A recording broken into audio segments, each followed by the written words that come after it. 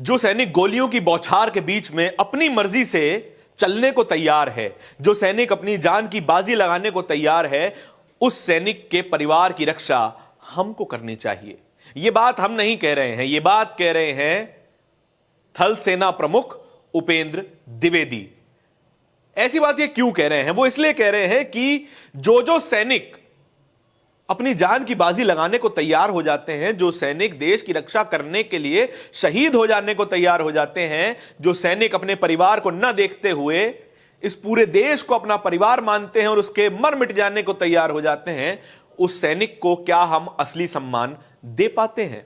सम्मान तो दूर की बात है, हम उस सैनिक का भविष्य, उसके बच्चों का भविष्य, उसके परिवार के भविष्य तक को ताक पे रखने को तैयार हो जाते हैं। अग्निवीर योजना जो कि मई 2022 में आई, वो योजना कुछ ऐसा ही अन्याय हमारे सैनिकों के साथ कर रही है। इस योजना के तहत 4 साल के टर्म के लिए सिपाहियों की भर्ती होनी थी, सैनिकों की भर्ती होनी थी। अभी तक हजारों भर्तियां इस स्कीम के तहत हो चुकी हैं, लेकिन क्या इन स्कीमों में भर्ती हुए सैनिक, इनके साथ हमारी सरकार न्याय कर रही है? कुछ आंकड़े हैं, वो मैं आपको बताना चाहता हूं। हजारों की संख्या में अभी तक अग्निवीर स्कीम, अग्निपथ स्कीम के तहत सैनिकों की भर्ती हो चुकी है, लेकिन उनको वेतन मिलता है केवल और केवल 21,000 रुपए प्रति महीना। सरकार कहती है कि जो मूल वेतन है वो असल में 30,000 रुपए है, लेकिन हम उसमें से 9,000 यानी कि 30% काट लेते हैं। वो इसलिए क्योंकि हम सैनिक निधि में इसको जमा करते हैं और जब वो सेवानिवृत्त हो जाएंगे उसके बाद उसको ये पैसा लौटा दिया जाएगा। ये वेतन हर साल 10% के दर से बढ़ जाता है, लेकिन इन हैंड आता है 30% कट के। 21,000 रुपए की सैलरी में वो व्यक्ति क्या कर सकता है, ये पहला सवाल है। दूसरा सवाल यह है कि अगर वो सैनिक ड्यूटी पर शहीद हो जाता है तो उसके परिवार को क्या सिक्योरिटी मिलती है?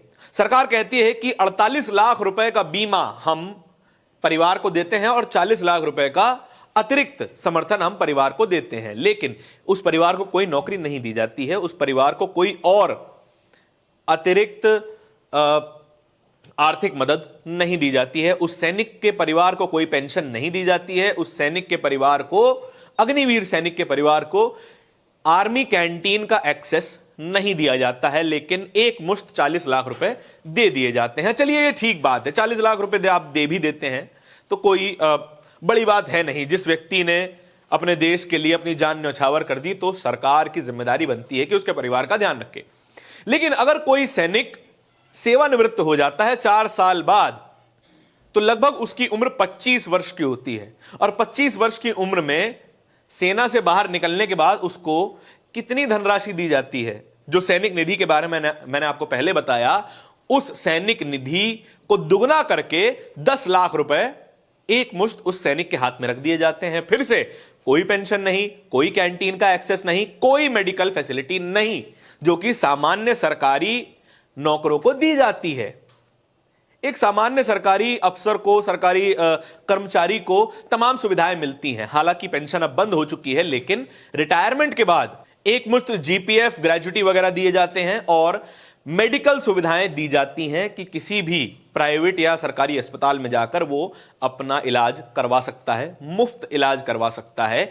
कुछ पैसा जमा करवाने के बाद एक मेडिकल कार्ड बन जाता है उसके और उसके परिवार के लिए, जितने भी लोग उस एक व्यक्ति पर डिपेंडेंट होते हैं। लेकिन जो व्यक्ति अपनी जान न्यौछावर कर चुका है, जो व्यक्ति 4 साल देश की सेवा कर चुका है, उसको यह सब मेडिकल फैसिलिटी नहीं दी जाती हैं। उपेंद्र द्विवेदी एक पॉडकास्ट में, एएनआई के पॉडकास्ट में यही बात करते हैं।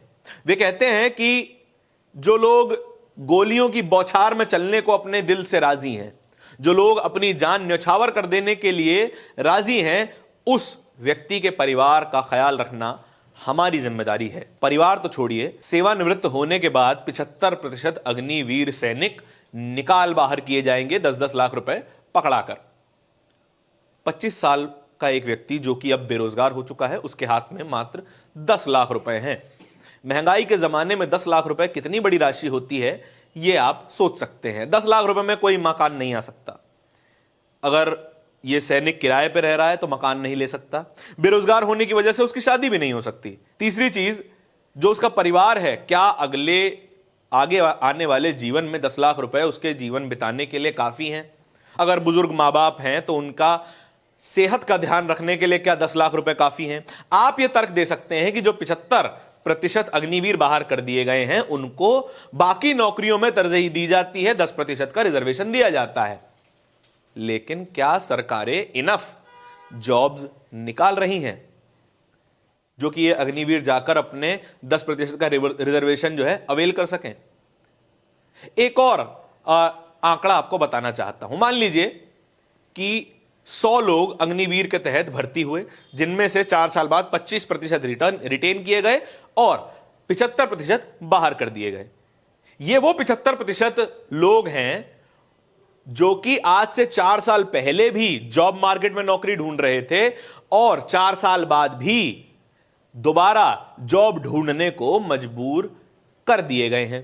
भारतीय जनता पार्टी के कई नेता ये कहते हैं कि हम अग्निवीरों को अपने कार्यालय में सिक्योरिटी गार्ड की नौकरी देंगे। बड़े ही वीरतापूर्वक जवाब ये दिया गया है। लेकिन क्या ये सैनिक जो सेना की ट्रेनिंग, एकदम सोफिस्टिकेटेड वेपन्स को चलाने की ट्रेनिंग लेकर आए हैं, क्या इनकी हैसियत केवल इतनी बच जाती है भाजपा नेताओं की नजर में कि वे उन्हें सिक्योरिटी गार्ड की नौकरी देंगे? आप अगर कभी बैंक गए होंगे तो वहां पर जो सिक्योरिटी गार्ड्स होते हैं वो मोस्टली आर्मी रिटायर्ड होते हैं और उनकी क्या दुर्गति हो रही होती है वहां पर आप अपनी नजरों से आपने देखा ही होगा। लेकिन जो उपेंद्र द्विवेदी इस वक्त कह रहे हैं, क्या ये एक मार्मिक बात नहीं है? क्या इस पूरी बात में दम नहीं है कि सेना प्रमुख को यह कहना पड़ रहा है कि हमें अपने सैनिकों के परिवार का ध्यान रखना चाहिए, यानी कि अभी तक नहीं रखा जाता रहा होगा? आपके उपेंद्र द्विवेदी के इस बयान पर क्या विचार है, इस वीडियो पर क्या विचार है, ये कमेंट सेक्शन में जरूर बताइएगा। इस तरह के वीडियोस और भी देखते रहने के लिए बोलता हिंदुस्तान को सब्सक्राइब जरूर कर लीजिएगा। बहुत बहुत धन्यवाद।